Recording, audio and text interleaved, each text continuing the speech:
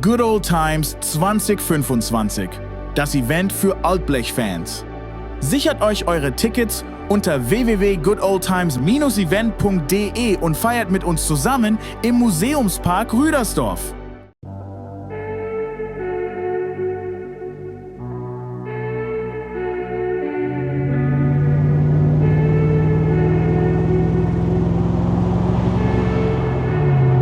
Durch das härteverstellbare Karsport-Fahrwerk und die Doppelverglasung fährt sich, also ist wie Gleiten über die Straße. Der fährt sich einfach wunderbar. Da ist kein Vergleich mit einem 3er BMW. Das ist mehr roh, mehr Arbeiten und der 7er macht einfach.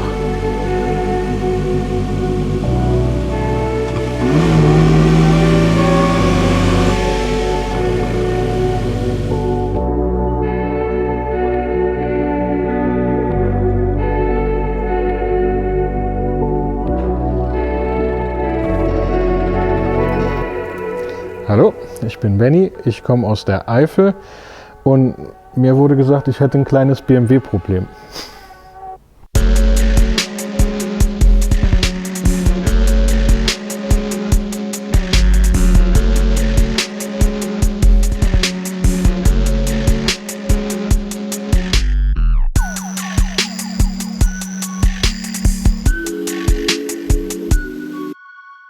Mein Bruder hat sich damals auch ein E30 gekauft und hat den tiefer gelegt und ein bisschen umgebaut und da hat das eigentlich alles mit angefangen.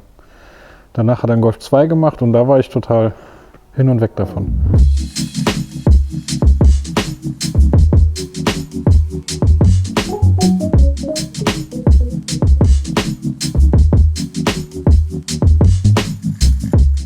BMW, weil durch den E30 von meinem Bruder, da habe ich immer so ein Bild im Kopf. Er hat mich damals von der Schule abgeholt und da kam er so ganz langsam die Straße lang gefahren und das Bild hatte ich eigentlich schon immer im Kopf gehabt.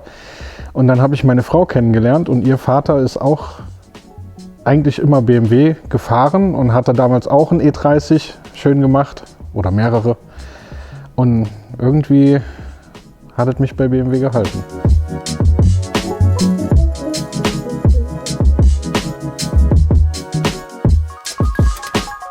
Wir hatten damals einen E46 Touring. Da war ich Ewigkeiten nach Felgen am Suchen, habe nie die richtigen gefunden.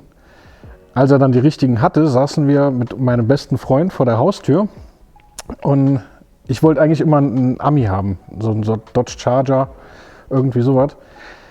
Aber das ist ja nicht bezahlbar gewesen für mich mit den ganzen Teilen und Ersatzteile und kaufen. Und da fuhr ein E38, ein 7er BMW vorbei, mit Auspuffanlage hinten drauf.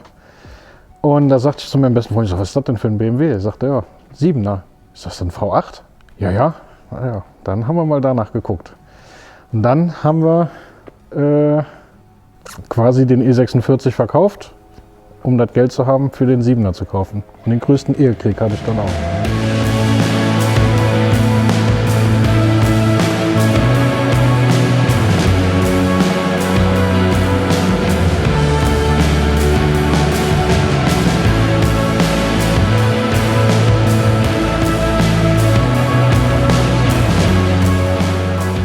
Der Zustand von dem Wagen, als ich den gekauft habe, war ziemlich bescheiden. Ringsrum Kratzer, so diese typischen Städterkratzer, einmal mit dem Schlüssel dran vorbeigelaufen.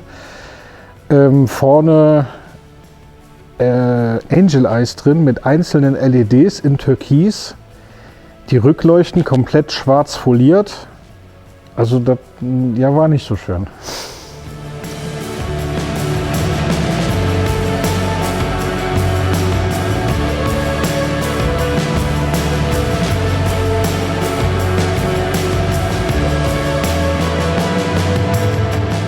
Ich wollte den 7er eigentlich gar nicht umbauen. Ich habe gesagt, ein Fahrwerk, da waren 18 Zoll Original BMW Räder drauf, die wollte ich eigentlich auch drauf lassen. Irgendwann habe ich im Internet mal ein Bild gesehen mit Styling 95 BMW Rädern, habe mir der günstig welche gekauft, Und da hat meine Frau und mein bester Freund gesagt, die stehen dem Auto nicht. Er hatte sich damals auch einen 7er gekauft. Dann habe ich ihm die verkauft und dann ist das irgendwie eskaliert. Dann haben wir 20 Zoll Räder gekauft und Auto noch tiefer und ja, irgendwie ging das so los.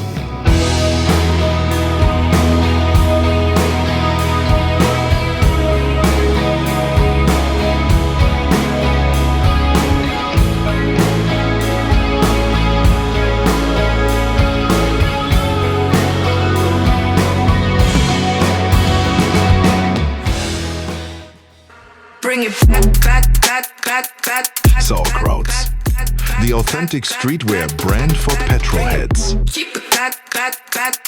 Jetzt 10% sparen mit dem Code BMW10.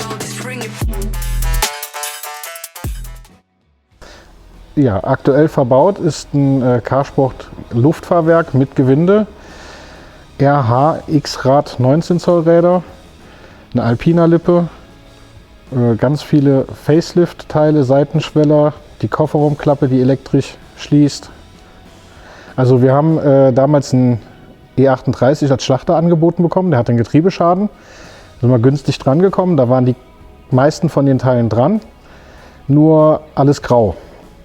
Und anstatt da zu verkaufen, haben wir dann gedacht, gut, wir versuchen mal über Lederzentrum das Ganze färben und einbauen. Und da fing das an, dass man immer mehr geguckt hat, welche Teile gibt es und haben versucht, die zu bekommen und einzubauen.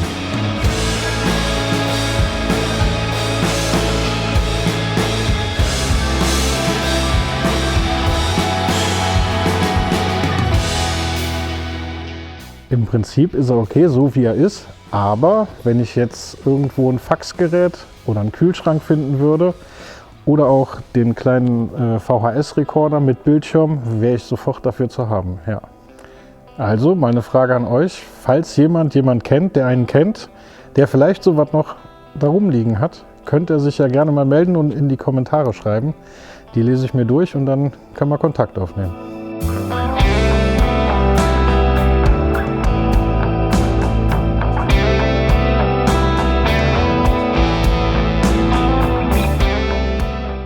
Ja, die roten Rückleuchten darf man leider nicht fahren in Deutschland. Wir haben schon vieles probiert mit grünen Birnen in LED oder normale Halogenbirnchen, aber wir kriegen das nicht richtig orange zum Leuchten und deswegen tausche ich auf Treffen oder Messen immer meine Rückleuchten und bin auch schon relativ fix drin, muss ich sagen.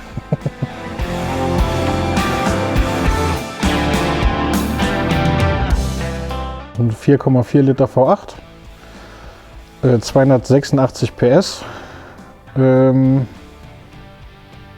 passt eigentlich für das Auto, auch vom Klang her. Da haben wir damals noch die Endrohre weggemacht, der hatte Ausschnitte und ich habe von Supersport 2 Endschalldämpfer in Dieseloptik, damit man hört, weil muss sein, damals waren leere drauf, das kann man heutzutage leider so nicht mehr fahren. Ja.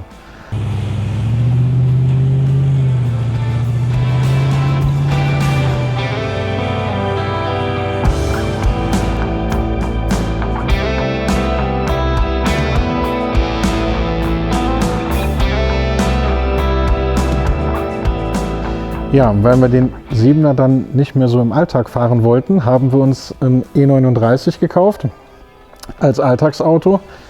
Der sollte ursprünglich auch nur ein bisschen tiefer gelegt werden und ein paar schickere Felgen drauf. Aber weil meine Frau dann auch den Spaß daran gefunden hat, die Autos umzubauen, ist das auch ein bisschen eskaliert. Da haben wir jetzt 18 Zoll Kerscher CS-Felgen. Ein Überrollbügel drin, eine komplette Lederausstattung haben wir nachgerüstet, Dachkantenspoiler hinten, die Motorhaube haben wir selber gebaut mit Powerdome vom E92 M3, ein Luftfahrwerk, ja und viel Liebe.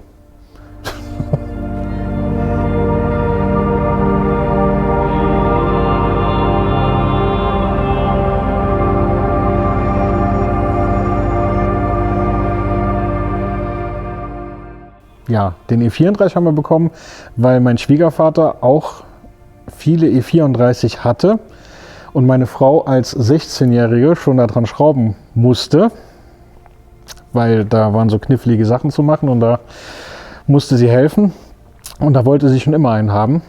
Und da haben wir vor 3 Jahren einen geschenkt bekommen. Der war aber so schlecht vom Zustand, dass wir den nur als Teileträger geholt haben, weil da schon ein Luftfahrwerk drin war. Und letztes Jahr haben wir ganz günstig durch einen ganz blöden Zufall den anderen gefunden und haben den dann halt gekauft und ein bisschen umgebaut. Der markanteste Umbau ist sicherlich die Innenausstattung. Also ist eine M5 Innenausstattung, die war vorher Bicolor in beige-schwarz und die haben wir jetzt in Zimt gefärbt. Aber die Außenfarbe auch, die weil meine Frau hätte ihn gerne Arktis Grau gehabt und da kam unser Lackierer mit einer Farbkarte und da hat sie das mit dem meisten Glitzer rausgesucht und ja, das ist dann gewonnen. Ja, meine Frau kommt gebürtig oder ist im Osten geboren und wir waren jetzt schon öfter mal im Osten auf Treffen, zum Beispiel Inneres Blumenpflücken oder Good Old Times. Und jedes Mal konnte ich mir anhören, so ein Trabi, da hätte ich ja auch noch mal Spaß dran. Und da habe ich ihr dann letztes Jahr in Zusammenarbeit mit meinem besten Freund einen Trabi gekauft. Eine Kundin von ihm hat ihm den quasi angeboten, beziehungsweise mit der Nachbarin geredet, dass der Mann den jetzt verschrotten soll und dass er weg muss, weil er ein Motorrad gekauft hat. Und da hat mein bester Freund direkt gesagt, Moment, stopp, den kaufen wir, weil dafür weiß ich Verwendung. Und haben wir den gekauft und haben ihr den zum Geburtstag vor die Tür gestellt.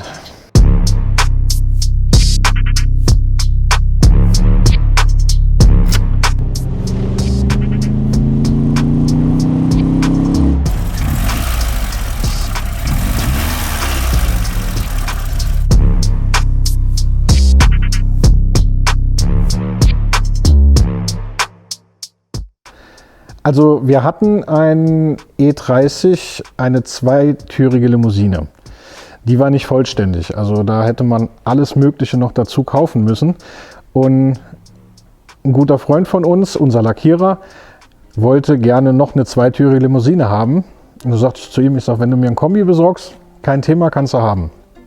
Und da er unseren Lehrer von der Berufsschule auch kennt und der sein Auto verkaufen wollte, hat er quasi den Kontakt nochmal zwischen uns aufgebaut und wir haben dann von ihm das Auto gekauft. Ja, und er hat den 2001, 2002 noch über die Such und Find gekauft. Die Älteren von euch werden das auch noch kennen. Ist den ewig im Alltag gefahren und hat den dann aber 13 Jahre lang weggestellt. Eigentlich für seinen Sohn, der wollte ihn am Ende dann doch nicht mehr haben. Und den kennt eigentlich jeder bei uns, den Wagen, weil jeder, der den Lehrer hatte, den Wacker, schöne Grüße, kennt ihn mit dem Auto. Und ja, dann haben wir angefangen, den zu restaurieren. Wobei so viel restaurieren war gar nicht. Er hatte 2, 3 kleine Roststellen. Ja, eine IS-Lippe haben wir dran gemacht, Seitenschweller, M-Technik, alles neu lackiert, inklusive den Leisten und dem Grill, alles in schwarz Glanz. Ist auch die Originalfarbe, Zinnober Rot, nur dass wir noch Klarlack mit drauf gemacht haben. Zuerst hatte ich ein Gewindefahrwerk drin, habe dann die Lenso-Felgen gekauft, war mir nicht tief genug. Durch einen glücklichen Zufall bin ich dann an ein Luftfahrwerk gekommen. Ja, und so ist das Ganze wieder mal eskaliert.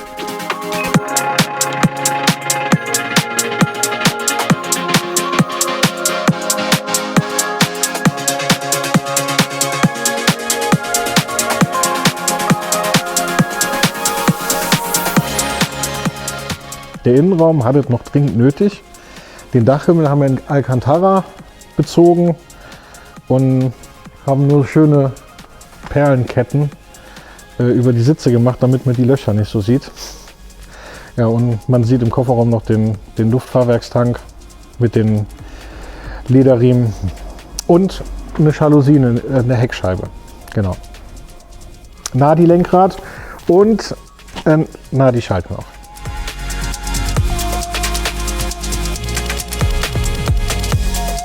Geplant ist bei dem E30 noch die Sitze mal zu machen. So, und mal gucken, was man noch so kriegen kann. Ja.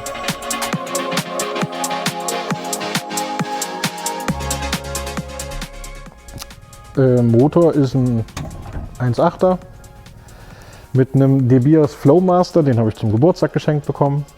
Ja, und geplant ist noch auf De Beers Einzeldrosselanlage umzubauen, weil bei dem Auto geht es mir auch nicht wirklich um viel PS. Man könnte auch einen 6-Zylinder oder einen 8-Zylinder einbauen, was ich auch schon geplant hatte mal, aber der fährt sich so geil, so wie er ist, und das ist einfach, da möchte ich gerne so ein bisschen Oldschool-Tuning machen.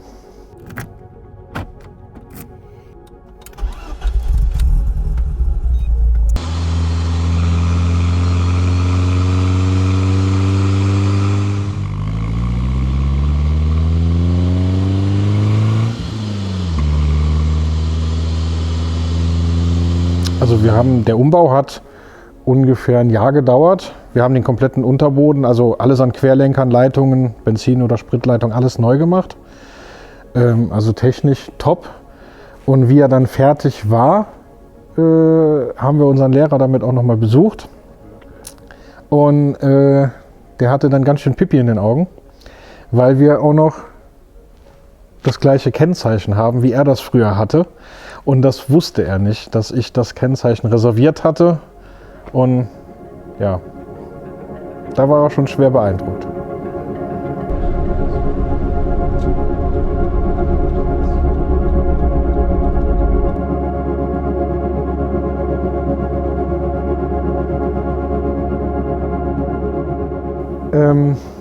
Auto war in der BMW-Szene. Da haben wir ihm eine vorbeigebracht, damit er das dann auch mal gucken kann. Und da hat er mir dann ein Bild geschickt von seiner Werkstatt, wo er den Bericht ausführlich aufgehangen hat. Also musste er noch 2, 3 Hefte gekauft haben. Und darüber hing dann das Kennzeichen. Da hatte ich ihn noch gefragt, ob das Kennzeichen wäre. Sagt er, ja, er hätte auch noch eins, das könnte ich auch noch haben. Ja, und dann habe ich das Kennzeichen direkt reserviert, war glücklicherweise frei. Und dann sind wir hingefahren und da hat er dann gesehen, dass wir das gleiche haben. Hat mir das Alter aber mitgegeben, das hängt an unserer Hall of Fame.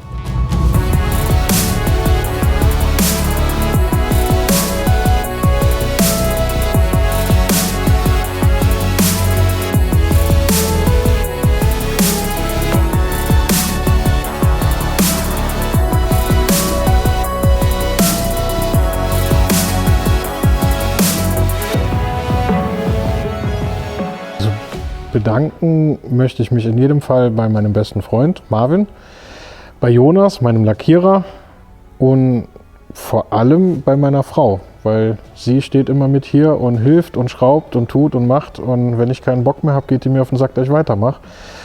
Und ja, sie ist eigentlich so die treibende Kraft bei der Sache. Ja, dann möchte ich mich bei euch bedanken, dass ihr das Video angeschaut habt. Gerne den Kanal abonnieren, das Video liken. Ihr könnt auch in die Kommentare schreiben. Denkt an meine Ausstattungsteile für meinen E38, den noch irgendwer da rumliegen haben könnte.